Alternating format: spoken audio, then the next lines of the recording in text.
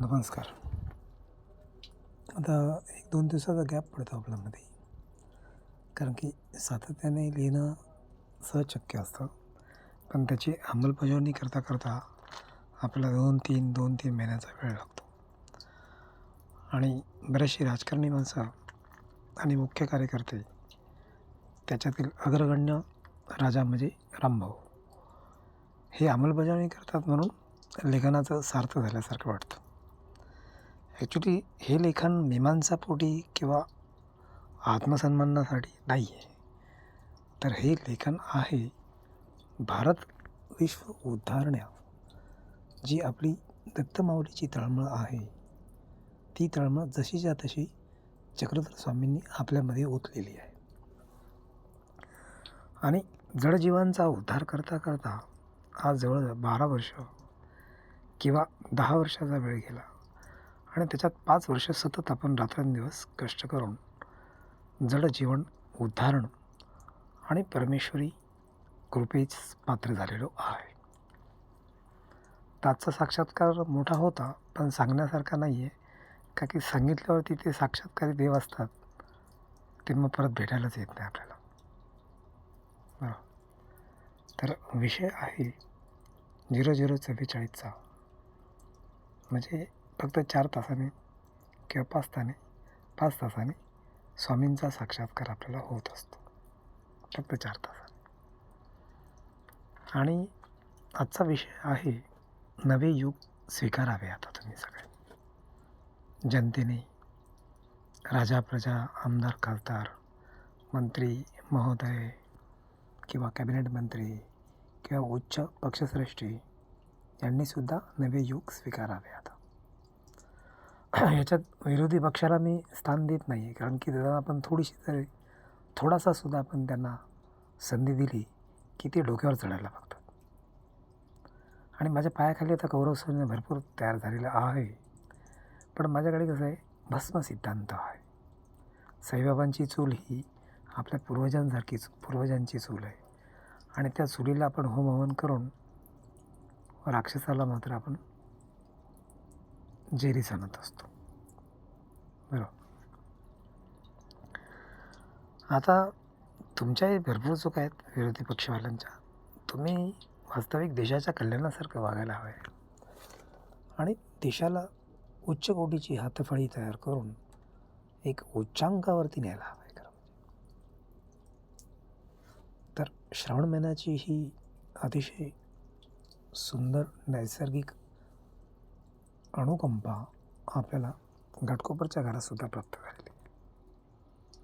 फक्त आरोग्य क्रांती हा आजचा गहन विषय आहे की आरोग्य क्रांतीकडे आपण सगळेच्या सगळे अजून वळालेलो नाही आहे. तर नवे युग तुम्हाला मी का स्वीकारायला होत आहे, का की जी माणसं आपण करोना काळात गमावलीत त्यांचे आत्मे बुमरॅंग होऊन आपल्या घरात येत असतात किंवा आपल्या निसर्गात सुद्धा भेटतात. आता इथे चाणक्य नियतीचा एक आत्मा येऊन गेला, परखड ब्राह्मण, पण आपल्या लेखनामध्ये तो एक जिवंत असा रस ओतायला आला होता. बरोबर. तर असा आपल्याला परमेश्वराचा साक्षात्कारही झालेला आहे. तर जनता जनार्दन प्रजा हाच आमचा खरा राजा आहे. तुमच्या आमच्यातील सामान्य माणूस, अतिसामान्य मनुष्य हाच आमचा खरा राजा आहे. आणि BJP RSS हे फक्त नाव बदली झालेलं आहे. ही आपली साधारणतः विष्णू काळापासूनची संघटना आहे, हीच कामधेनू आहे आणि हेच भारताचं सत्व आहे. लिहिण्यासारखे भरपूर आहे, वाचण्यासारखे भरपूर आहे, पण वाचविण्यासारखे जे भरपूर आहे ते काय आहे, तर जनतेला वाचविणे आणि जनतेचा उद्धार करणे हेच आपले ध्येय आहे.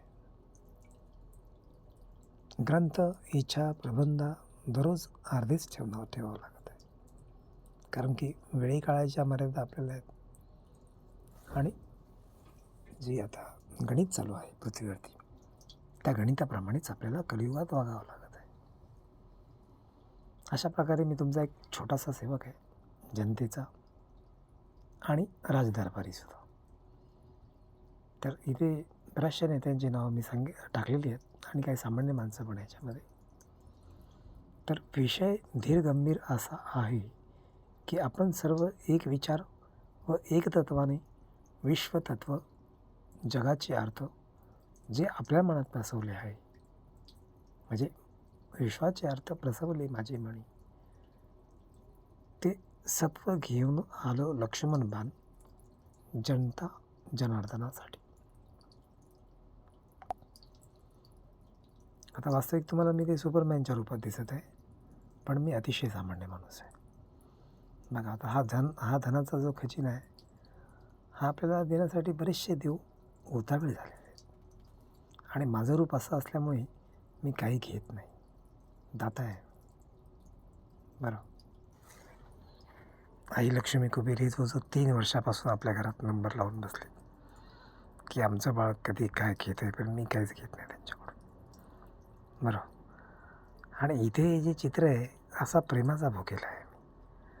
मला जनतेकडून काही अपेक्षा नाही आणि राजाकडून काही अपेक्षा नाही, कारण मी स्वतःच राजा आहे. बरं, तर कार्तिक स्वामींचं सत्व तुम्हाला घेऊन आलेलं आहे मी जंगलातून. आणि ह्या आईसाहेब आहेत, ह्या आईसाहेब आपला उद्धार करत असतात. ओके, म्हणजे थोडक्यात आईसाहेब खंडोबाच्या दोन्ही पत्नी आई भानू आणि आई म्हाळसा हे आपल्यासाठी वैशिष्ट्यपूर्ण देवाची आरती करत असतात. हे तपस्येचं सत्व आहे आपल्या. तर तुम्हाला इथे मी दिसतोय तसा मी नाही आहे.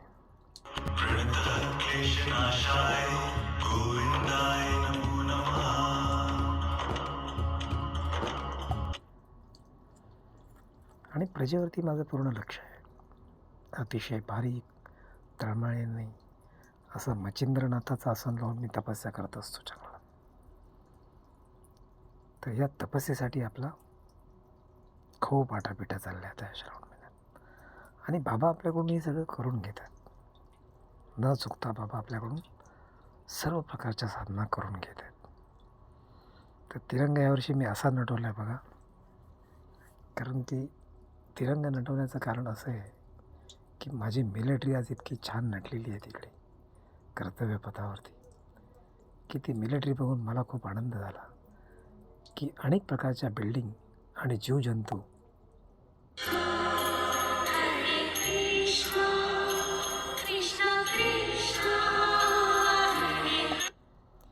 तर मिलिटरी नटवल्याबद्दल मी मिलिटरी आणि त्यांचा एक्झिबिशनकार, त्यांची जे सजावटकार आहे त्यांचा खूप आभारी आहे.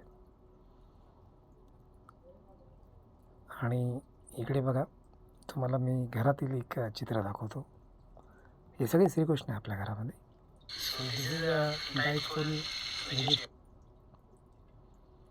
हे आरोग्यवान जेवण आहे आपल्या घरामध्ये, हे बनत असतं. आणि येत्या काळामध्ये तुम्हाला भारत मातेची सेवा करता करता आपल्याला पुढे हे अशा अवकाशगंगांचा सुद्धा अभ्यास करायचा आहे. आणि पृथ्वीवरती अतिशय सुंदर काळ आपल्याला आणायचा आहे. सत्वयुग जे होतं पूर्वी, सती आणि भोलेनाथांचं युग आपल्याला परत एकदा आणायचं आहे. असा हा 15 ऑगस्टचा तिरंगा मी जनतेच्या सेवेसाठी नटवला. बरं, आणि आदरणीय पितामह तसेच आमच्या महाराष्ट्राचे सर्वस्व हे लाडके रत्न या चित्रात तुम्हाला दिसतात.